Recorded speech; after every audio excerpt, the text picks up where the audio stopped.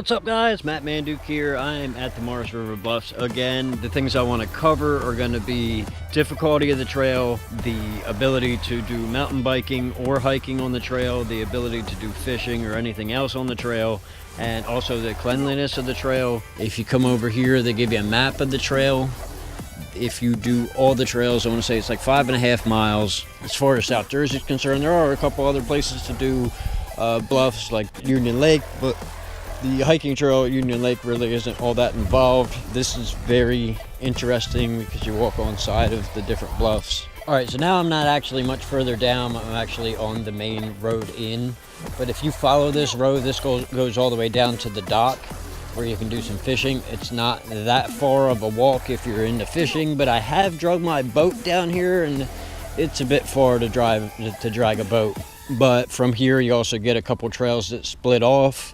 And I also want to point out that all the trails out here are wide enough to hold hands with your girl. Now I have a woman that I will always be able to do that with, so I just want to point that out really. Otherwise, you know, there are a lot of trails that you have to walk single file, which I noticed that at the one I did in Cape May, which they actually explained on the sign here, which wasn't wide enough, but it was also not very entertaining. Whereas this, you change through the pine forest into the oak forest. There's a lot of different things to see out here. Notice this nice picnic table over here, which around June time, all these grasses and whatnot start to flower. It is a gorgeous setting, especially if you're on a date. Sunset comes in very nicely, sunrise comes in very nicely in this clearing. All right, so a little further down on the yellow trail, you get the loop that goes to the bird blind loop, or you get this bridge. This bridge is fairly new and it's kept in really good shape, but there's really no need for a bridge here. I don't tend to go that way. The only thing you bypass going on the loop is this bridge. Should also point out that all the trails in here are designed for both mountain biking and hiking. Just about everything is capable of being biked over.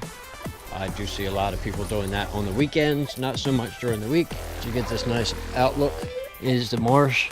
And there's all sorts of wildlife out there, but all I can really see is a Canadian Texan, the choking goose. Damn immigrants. It looks like it's high tide now.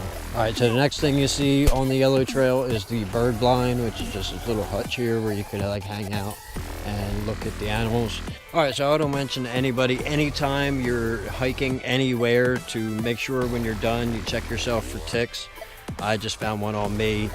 You always want to make sure that you wear long pants. I don't care how hot it is. All right, so now I'm back where it says the blue trail. Over that tree over there is actually where that picnic table is, and over here there's a birdhouse. I don't think there's any birds in there. Yeah, here's the abandoned building. I wish there was like a point of interest sign that actually explained what this used to be.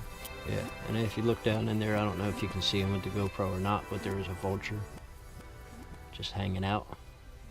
I think there's a nest in there, but the one time that it wasn't in here, I wasn't trying to check it out. Then you come down to the end of the road. You get out to the river, there's a fishing pier. There's probably a fisherman out there. Yeah, there's a nice fishing dock. Nice place to sit and watch. And another view of the river. It is also, the fishing dock is glorious for clear nights and watching the shooting stars. All right, and then on the blue trail, you get these areas where they're closed off because of the bald eagle population, a nest on this portion of the trail. Now there is a couple places where you can see them even during this part of the trail, but because it's closed off, I don't go through there. And I wouldn't recommend you do either. Bald eagles, while they're majestic and beautiful animals, can be some really nasty predators that you would not want to deal with. And I wouldn't want to disturb them near their nest. The red trail has an interesting array of differences as you walk through the woods and into the marsh. That's a nice spot. I actually did part of a poem in there. There is a rose bush that grows in there, which is pretty cool. Here we are at the middle of the bluffs where it actually cuts through, and you can see how it breaks down and how the moss grows on it and what the layers really look like. I think I got that yesterday, but I'm gonna go ahead and cut that out. Also, the sun's out today, so the footage will be so much better. Sun didn't want to stay out for me yesterday. I love this park. Ultimately, Parvin's used to be my favorite because it was like well known and it was a place to go. But now, this is actually closer to home. It's a little bit more challenging. It's about the same distance if you do all the trails, and I almost always do all the trails. It's a little bit more secluded. It has much more involved as far as like athletic ability. It's much harder on your legs. If you're trying to do any kind of weight training or training for any kind of boot camp or something, you can come out here with your backpack on and like really jog through it, get it done. There is a handful of people that come out here, but not nearly as much as like, so say Parvins or Belle Plaine or something where people do camping. This is not a camping park, it's just a nature conservatory. I happen to absolutely love the way it's designed. There is the way the trails are cut and the way the trails are maintained. And I am somebody who maintains the trails. If you guys bring in trash, please take it with you. I don't care if the trash is your 20-ounce water bottle or it's your best friend. Make sure you take them with you. If you leave your best friend out here, that kind of trash, I'm probably just gonna kick him into the river and see if he can swim, or her, you know. Can't be sexist about that. But if it's your 20-ounce bottle, don't be surprised if I keep picking up after you, if I start chucking them at you, if I see anybody drop it. Don't drive me nuts. Now, I'm not an employee. I'm just somebody who actually genuinely cares about the forest and the experience that everybody gets here. So, like I said, if you bring any trash with you, please make sure you take it out. I get that there's accidents where something might fall off your bike or something, but it shouldn't be happening all the time. If you got a hoopty that's falling apart while you're going down this trail, you probably need a new bike. All right, so this is the end of the yellow trail. Not really the end, because you still got to loop around and go back the other way. Could loop around and go back the way you came. These steps are nice. I like the way they're designed. They're very sturdy, and they keep you from slipping down this winding path. This step right here is very special to me. Please don't stop and do anything nasty on it, because I'm not done there. Yeah, at the bottom of these steps here, there is a little beach.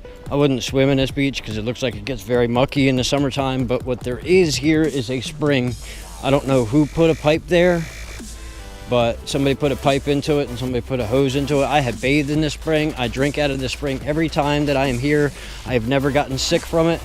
I tend to get sick from the things that I eat that, you know, come from the grocery store, because that's toxic and this is not. This is the backside of the yellow trail where you don't get the views of the river so much, but there is some dogwood blooming now.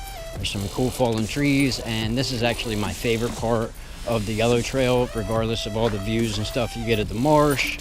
Walking the top of a bluff, which I'm sure is fairly cool to mountain bike too, because it's all skinny and it might be kind of scary if you fell off the side. I'm sure somebody has. I'd like to see that one day. Maybe I'll kick them, I'll put a stick in their spokes. No, I wouldn't really do that. That's not what kind of Duke I am. Yeah, as you come around the corner, you can see the length of this, and then at the end of it, you get a fairly steep hill. All right, so I'm on the back side of the red trail. As you can hear and tell, there is a road to the side, but this is an interesting spot where they kind of put a bridge down. There is a kind of a marsh here. I've never really seen it flooded, but I guess if it rains really hard for long enough and the forest doesn't soak it up, it would, and I guess that's the reason for it. Maybe they just don't want you walking in the mud. This is almost to the end, and I'm just going to walk through the rest of it because there's hardly anything left to it. It's a very enjoyable hike. There's plenty of wildlife. I've seen all kinds of things, and I've seen plenty of happy people. Everybody I meet on the trail seems to be happy. Cannot stress enough, if you bring trash with you, please take it out with you, whether it's your friends and family or just some pieces of garbage. Please get it to the proper receptacles. So like I said, just make sure you check yourself, because I don't want anybody really to get injured or sick or any of that. If you want to see what else I've done out at the Maurice River Bluffs, you can check out this playlist here. Or if you want to see some of the other places that I've reviewed and been to, you can check out this playlist here. As always, guys, you want to subscribe, you want to pick yourself up a Matt Manduke t-shirt. As always, thanks for watching, and I'll see all my friends later.